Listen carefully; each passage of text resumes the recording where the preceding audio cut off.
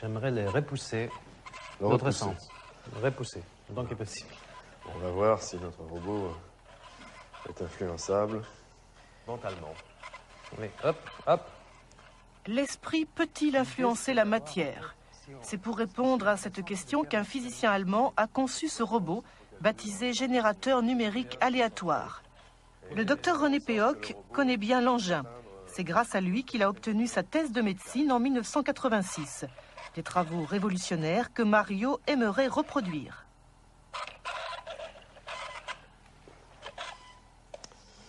Alors voilà, donc ce robot se déplace en permanence de façon aléatoire, c'est-à-dire au hasard, parce qu'à l'intérieur, il y a donc une source électronique, hein, un bruit blanc électronique, enfin pour les experts, et qui à tout moment sort des chiffres au hasard, hein, en fonction de l'agitation donc des électrons, et ces chiffres sont traduits en mouvement de rotation, en angle de rotation, en distance de déplacement, hein, et normalement, donc lorsque le robot est tout seul, il va se déplacer véritablement au hasard.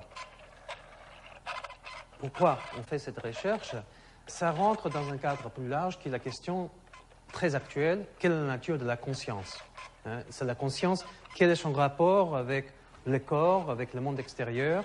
Et le but ici, c'est de voir effectivement si la conscience, quelque part, s'étale en dehors de ce qu'on peut appeler le corps physique, le cerveau.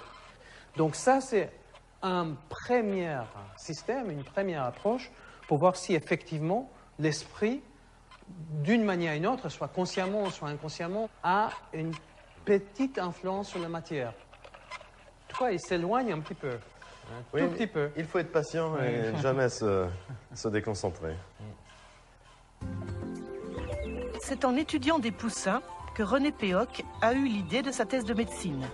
Il travaille alors dans un laboratoire de biologie animale quand il découvre la théorie dite de l'empreinte, élaborée par le prix Nobel Konrad Lorenz. Fasciné, René vérifie d'abord la théorie sur lui-même avant de la tester avec le petit robot. Qu'est-ce que vous faites là, René? Eh bien, je conditionne un petit poussin pour qu'il m'adopte exactement comme si c'était sa mère. C'est la théorie de l'empreinte, hein, découverte par Konrad Lorenz, qui démontrait que des petits oiseaux pouvaient, dès la naissance, adopter n'importe quel objet qui bouge et qui fait du bruit à proximité de lui. Ça peut être un humain, ça peut être un robot. Là, en l'occurrence, avec ce poussin, c'est sur moi, et plus particulièrement d'ailleurs sur les chaussures. Et donc, il a absolument besoin de me voir régulièrement. Sinon, il va se laisser dépérir. C'est ainsi que la cave de René Péoc se transforme en poulailler. L'objectif du chercheur, conditionner des poussins pour qu'ils adoptent le générateur numérique aléatoire comme leur mère.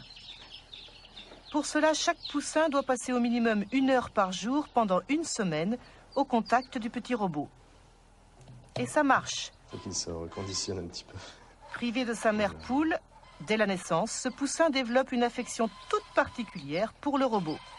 Le but de l'expérience, c'est de mettre le poussin dans une cage transparente et de voir si le robot, qui normalement fonctionne au hasard dans toutes les directions, va avoir une trajectoire complètement perturbée, soit vers la cage, soit à l'opposé.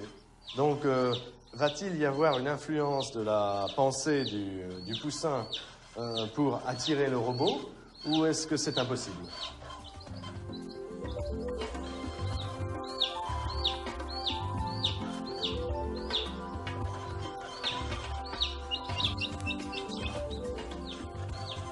Pour chaque expérience, la trajectoire du robot s'inscrit sur une feuille témoin. Normalement, les tracés sont totalement anarchiques, comme le veut le hasard. Mais là, on dirait que le robot sait où il va. Pendant 20 minutes, il s'approche doucement mais sûrement de la cage, comme s'il répondait aux appels désespérés du poussin. Apparemment, la volonté du petit oiseau a brisé la loi du hasard.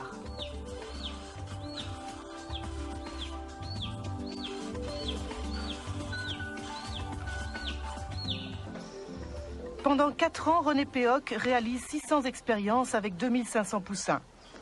17 ans plus tard, il a conservé les tracés comme autant de pièces à conviction. Pour lui, ils sont la preuve que l'esprit a une influence sur la matière même si actuellement aucune loi physique ne permet de l'expliquer.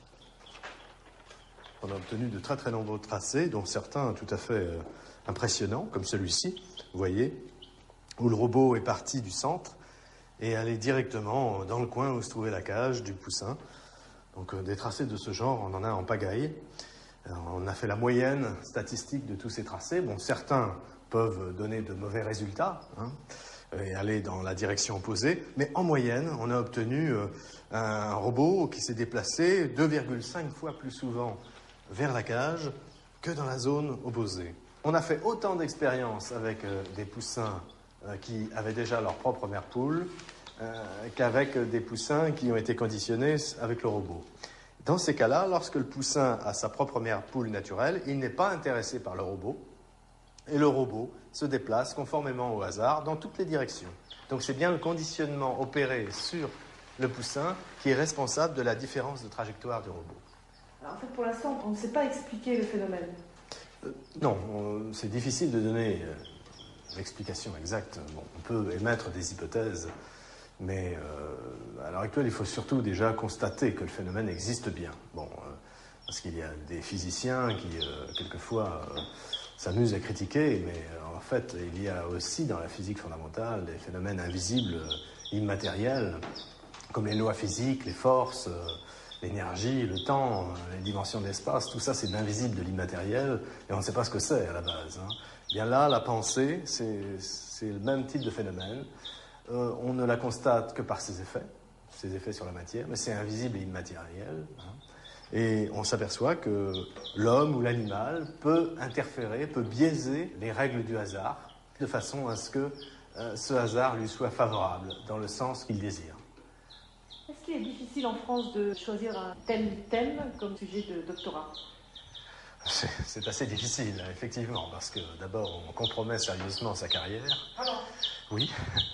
Et il faut dire qu'après, il vaut mieux pas envisager une carrière universitaire, parce que c'est un peu l'obscurantisme en France. Nous sommes un des seuls pays fortement industrialisés où il n'y a aucun laboratoire de psychophysique. Moi, j'appelle ça de la psychophysique, les autres parlent de parapsychologie.